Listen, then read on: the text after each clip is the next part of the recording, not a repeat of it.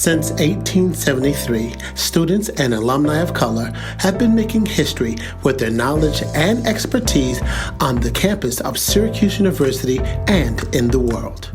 As undergraduates, many have been pioneers in creating student clubs, organizations, school traditions, and the development of university programs and departments. Hi, I'm Ben Green, class of 2008, advisor to the Friends of SU Alumni Group.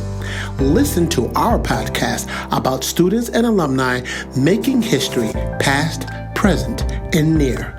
It's called FSU, Our History is Here.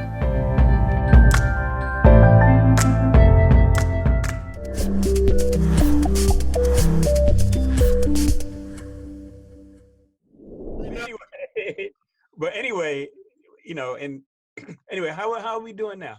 So this is what the situation is. Since I went back to the original independent, like how you began it. I have alums. Like, we don't have officers. I'm basically running a lot of things, but I have my contacts. We have contacts. I created a thing called the FSU Ambassadorship Program. That's where people who are SU alums who agree on their time to be the friendly face in the city and towns where they live. So that if someone gets a job, right? You graduate, I got a job in California. You got any family out there? No. Yes, you do. Here's your contact person. So I built relationships with people in California. We have people in Chicago. Of course, you got Syracuse. You got the tri-state area. We have D.C. We have Maryland. We have Atlanta. We have the Carolinas. We have Miami. Okay. We have South Korea. We have a brother in the Bahamas. So these are alums who I'm in contact with. So we don't have that structure of president, vice president. Right now I'm trying to work with where we have someone who could eventually work with all these people and just build that networking thing, so that when I step away, there's someone else can handle it, and we continue on. Not everybody's stressed out. So I think the challenge is that once CBT started happening, a lot of the, there were activities around CBT in terms of, the prep, to promote it and other events. So, and then now as the universities really pushing to have a lot more fundraisers and friend raisers, to have activities that will connect alum regardless of their ethnicity. I think that's a challenge in terms of, what you're doing. But I think the fact that you don't have that same relationship with the Office of Program Development, I think, that's a little that's disappointing, because any opportunities that alum can communicate with other alum, right, under whatever umbrella it's you call it, is positive. And certainly there's not enough of us out there, and so to the extent that you're doing, you are being successful in terms of mentoring, and so developing mentoring relationships, that is, that's useful to the university as well. Yeah, my biggest thing is this. I said to all of them, I said, listen, and I noticed, I've watched the DC Orange and Blue crew, right? They have the biggest thing is their barbecue in the summer, and they bring in alums from all over. That's 100% alumni funded and worked. And my thing, I've always thought that. I'm like, come on. So, trying to find folks who can think at that level, it's not always easy. Yeah, New York is hard. Yes. I think, other places, it's a little bit, I think it's probably easier to organize. I think New York is particularly difficult. It's funny, I think because of now with the situation right now, I think folks are now thinking about, you know what, I could give some time. Right. Well, actually, it's not a bad time to do it. Like, someone just asked me to do some webinar. Right. Like, what are new lawyers, should be thinking about or doing while there's all this downtime, So I'll have a list of things that they can keep up and do for themselves, But I think, you know, it might be an opportunity that you can think of with your ambassadors, maybe to even help, you know, recruit some more ambassadors Yes. of, yeah. That's Mhm. one of the things I'm building, having time to do that. So yeah, that's along the scheme of things where by solidifying and then presenting that to folks and let them know, hey, we have this ambassadorship program. This is my contact Chicago, and I want them to do like a mini video, like, "Hi, I'm Charmin of Chicago. Welcome to the Windy City." You know, that type of thing. And then I got Cookie in Miami. "Hey, want to go for a swim? Welcome to Miami." That bienvenido, so that type of thing.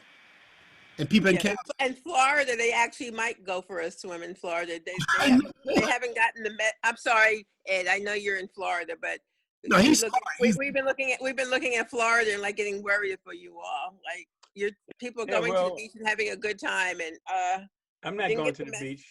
huh?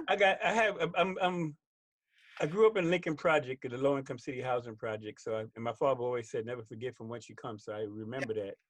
But I can't go out and swim in my own pool right now. Yes. And my wife does a lot of gardening in the backyard. So, and when I walk out the door, I see trees, not other apartments and stuff. Oh, that's So, nice. No, that's yeah, great. yeah. You're not So confined. now, so I'm confined to my confinement is not like being in apartment 14H Right. Right, right, anymore. exactly, And exactly. so I'm okay. And Hmm. but I have to be Yeah. careful. I don't know if you know. I was blessed with a kidney transplant in October of 2010. Oh, Oh no, Yeah, I didn't know but that. it's a blessing because I mean the kidney is younger than me, and they say it's going to outlive me. It's been 10 years. all right. Oh, good, But good. on the flip side is I have to take medication to suppress my immune Yes, system so my immune system, body right. doesn't reject the kidney. And I take that regularly, twice a day. So, Uh-huh.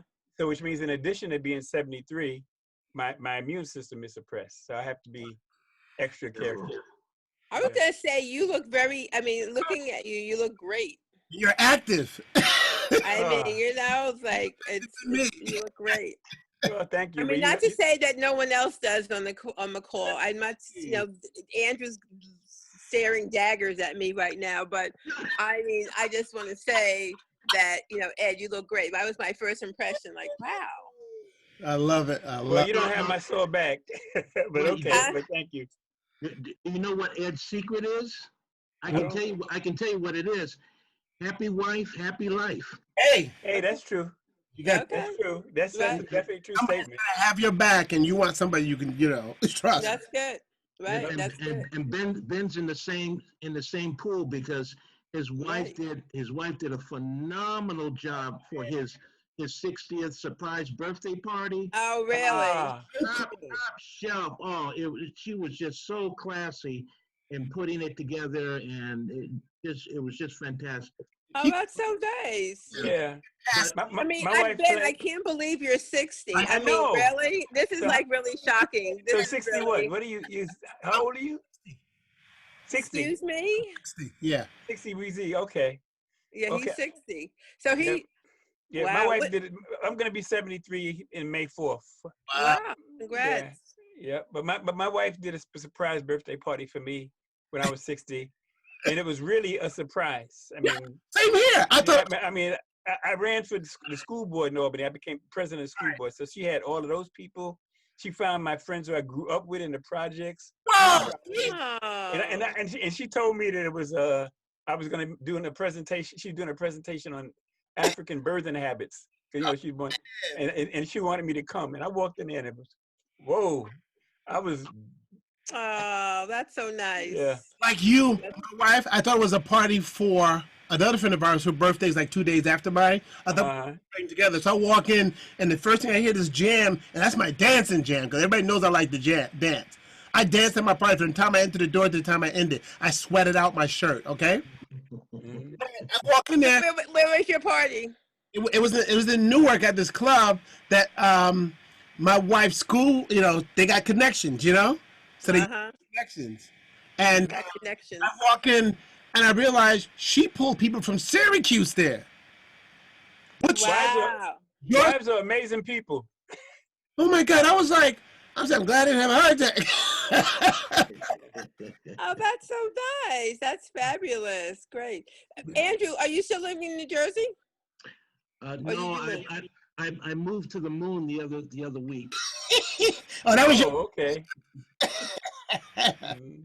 Weren't you? I mean, you always were on the moon, but I just mean like, you know, where do you like, you know, when you come down from, you know, your feet are on the ground. Mm. No, I'm still in New Jersey. But, Okay. but Ben, definitely follow up on Gwynne's request to reach out to Robert Hill. No, yes, he's been on my. But let me tell you why. Yeah. Because Gwynne has the Obamas on speed dial, so she carries a lot of weight. Yeah, because Michelle, you know, once she hear what's going on, she might want to jump in. Yeah.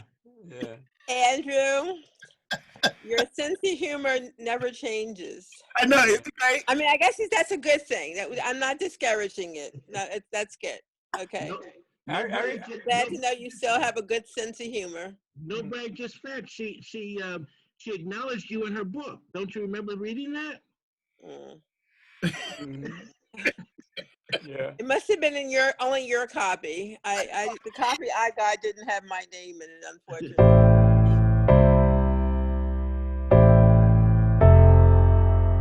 Thank you for viewing and listening to the FSU Our Histories Here podcast. If you miss any episodes, follow us on social media and log on to our website at www.theofficialfriendsofsu.com. In this episode, we learned that as an independent alumni group that is a non-SU chartered alumni club, FSU has the ability to extend its friendship and members with a soon-to-be Mentor Ambassadorship Program, where alumni are the friendly faces nationally and internationally for networking and guidance.